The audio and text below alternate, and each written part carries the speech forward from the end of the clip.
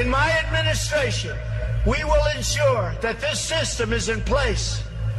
And I will tell you, it will be on land, it will be on sea, it will be in air. We will have a proper tracking system.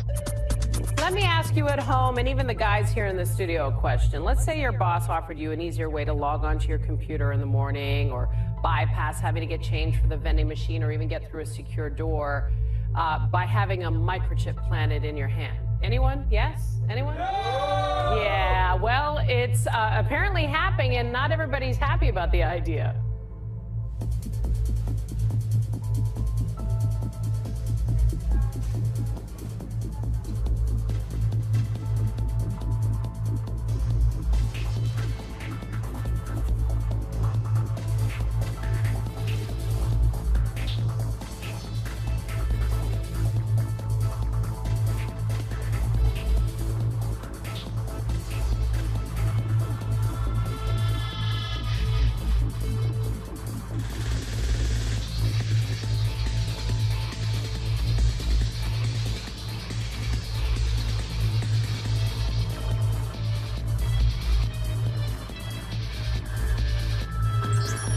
Excuse me, sir.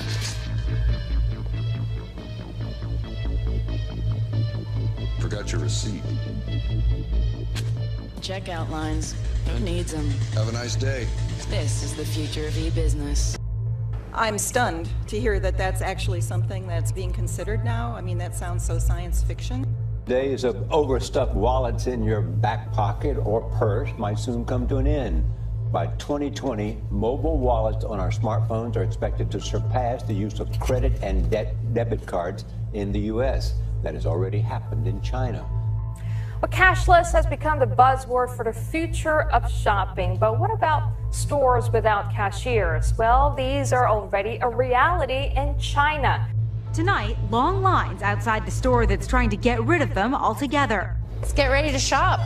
Inside Amazon Go, a new grocery store opening to the public for the first time today, there's no checkout or register in sight. Instead, customers use a new app to scan in and start shopping.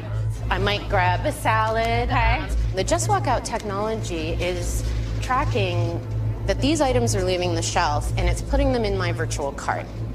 And that means, and if I put them back on the shelf, they come out of my virtual cart. Hundreds of cameras read product labels and track your movements. Sensors installed in the shelves collect data about your preferences. How accurate are the cameras in determining that I'm really taking that peppered steak or roasted chicken? The system is highly accurate. On the rare occasion, if you were to find an error, we make it super easy to do a self-service return. Customers leave without checking out, and their Amazon account is automatically charged. As for workers who may have been cashiers, we've simply decided to allocate them to different kinds of tasks. Amazon recently bought Whole Foods, but says there are no plans to install this technology in those stores. If Amazon can perfect this method of checking out, I think it could send a strong signal to other grocers that they need to step up their game in providing convenience to consumers. A race to win your wallet, even if it never leaves your pocket. Staffed retail sector is forecast to grow to $10 billion by 2020, which is 3 times that of 2017. And this retail concept has also become the latest battleground for the country's tech giants like Tencent and Alibaba. Valerie Tan has more from Shanghai. If you live in China, basically, you cannot live without WeChat. It is your to-go app for everything, including opening doors.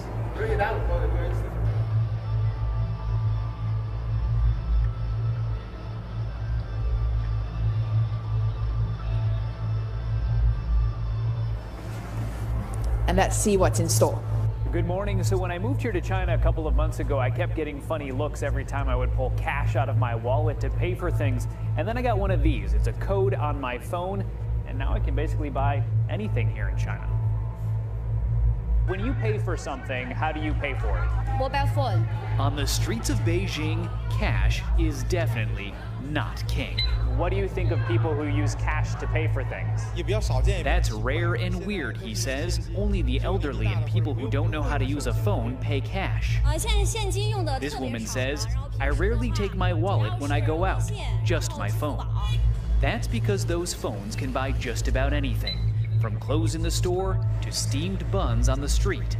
They're used to pay for bike rides and bus rides, rent and utility bills. When was the last time you used cash? A month ago? Wow, that's a long time. WeChat and Alipay dominate China's mobile market, and payments on their platforms totaled more than $5.5 trillion last year, a 200% jump from the year before. Well, it's experimental, so we can't be sure of what's going to happen. But you know me, I'm an experimental type of guy. So I would go along with it just when it comes to work, nothing else, hey? But basically, what this company is doing, they're trying this out. And I've got to tell you, this is RFID technology. That probably doesn't mean a lot to anybody at home. It's the same technology we have in our badges that we use to get into work. So there's a company in Wisconsin. They're giving employees the option, and about 50 out of the 80 employees have opted to do it. So they can, instead of using the badge, or instead of using their phone to buy something at the vending machine, or instead of using a credit card, they just have a little chip inserted into their hand right there between the thumb and your pointer finger. It's done by either a tattoo artist or someone who has a license to do piercings put in that way. And it's really just the same technology that we're using inside other devices, only you can't lose it. The president was in Tampa, Florida last night for a rally ahead of the state's primary this month. Mr. Trump pushed for voter ID by making an erroneous comparison with grocery shopping. You know, if you go out and you want to buy groceries, you need a picture on a card. You need ID. You go out and you want to buy anything, you need ID and you need your picture. Hi there, how you doing? I am wonderful. I am so sorry. That flight is canceled. No. Customer incident at the other end. What? So when is the next flight? Yeah, they're all kind of full. I booked this weeks ago. It's my best friend's wedding. I'm sorry. I have to get there. I have to. Okay, let's see what we can do. Oh, thank you.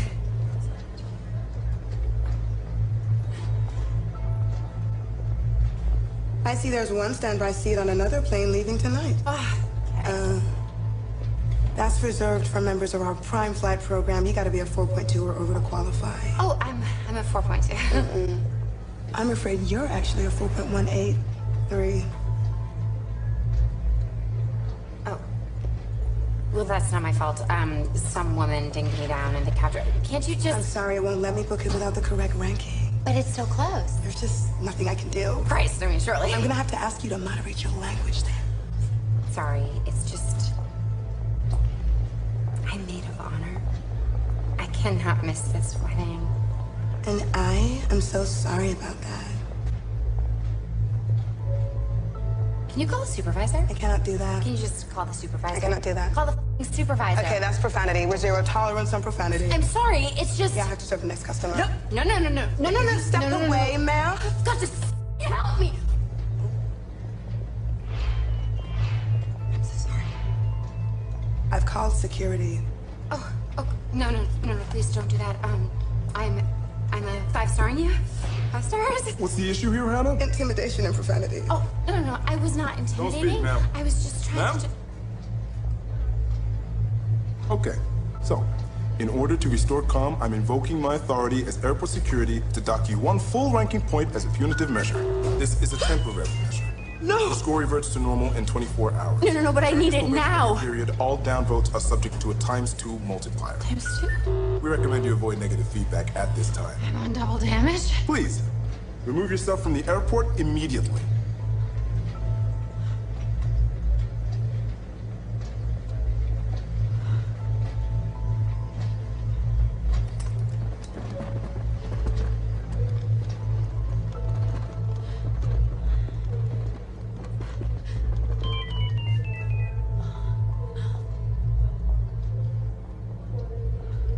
Okay, well, due to your ranking, China plans to give all of its 1.4 billion citizens a personal score based on how they behave. Ben Tracy is in China with what's behind the government's scoring system. Good morning. The government here says it is trying to purify society by rewarding those who are trustworthy and punishing those who are not. So like the credit score that most Americans get for how they handle their finances, Chinese citizens are now getting social credit scores based on everything from whether they pay their taxes on time to how they cross the street.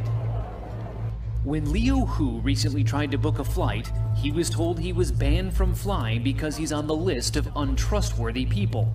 Leo is a journalist who was ordered by a court to apologize for a series of tweets he wrote and was then told his apology was insincere. I can't buy property. My child can't go to private school, he says.